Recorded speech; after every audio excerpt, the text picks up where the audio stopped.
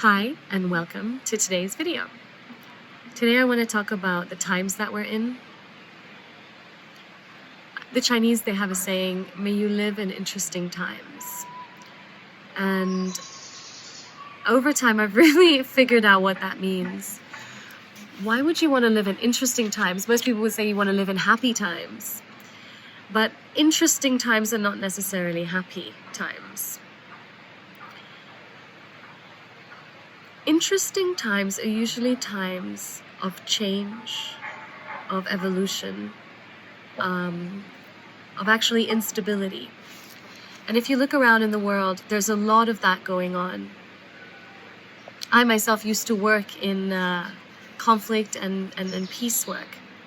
And it was very, very interesting, although in many moments, very sad and frustrating. So why do we want to live in interesting times? I believe that in interesting times, consciousness is doing something. And when consciousness is doing something, then that something is happening within us too. Right now, we live in a time of both destruction and creation. If you look at the world, you can see how people have become disconnected from each other, from nature, from peace and balance and harmony, how the world is moving faster and faster and faster. We have things like AI. We have, the rise of, giant states that are in cold wars with each other. We have massive wars across the continent. We have an increasing threat to our viability and sustainability on the planet. We have the rise of pollution and the worry of climate change. There's so much going on, and if you're sitting in that part of the world, in that side of the world, if you're working in that area, then you're likely to be suffering a lot of exhaustion and fear, and perhaps on your days off, you kind of just want to watch TV and do something fun. Because it is quite scary, the pace at which things are going and the direction at which things are going.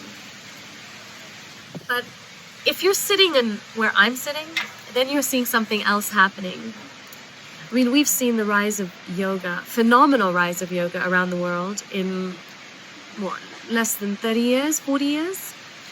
To where yoga is now almost a practice that is taught in every country in the world. And where more and more people are looking for techniques and practices that they can use to come back into balance, to find their inner peace and inner core. And the last few years of COVID and the restrictions that have been placed on society and the changes that have happened in terms of security and surveillance and the levels of fear that were created, we've also seen a lot of people seeking answers outside of society. And they're seeking answers from holistic practices, from healing practices through wellness. And these practices are really practices with themselves. So they're no more looking to society for answers and solutions, but they're looking within. And they're going to teachers or different guides to learn.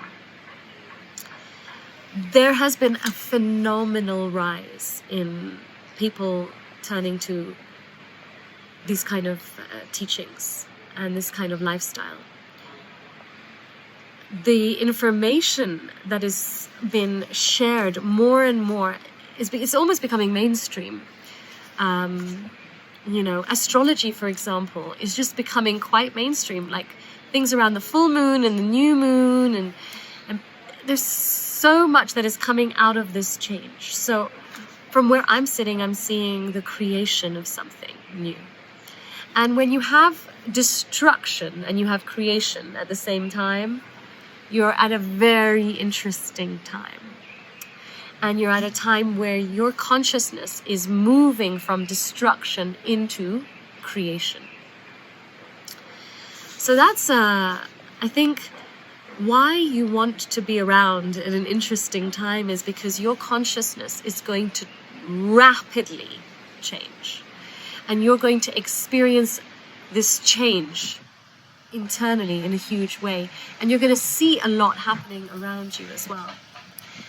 And that means growth. And that's what the journey is all about. That's what life is all about. It's all about growth.